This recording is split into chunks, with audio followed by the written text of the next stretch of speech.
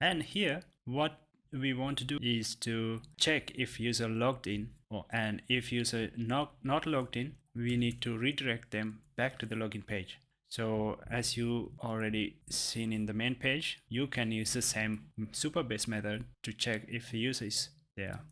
So I'm going to copy this part and going to import this and import this. And now we have users, and what we can do, we can check if user, well, let's say if not user, then we redirect to /login.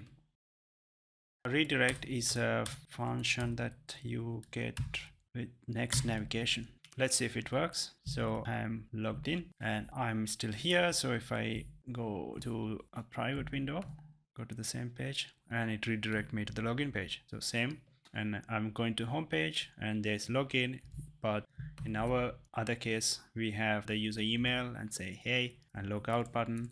But here we have a login button, and you can click here and it's going back to the login page.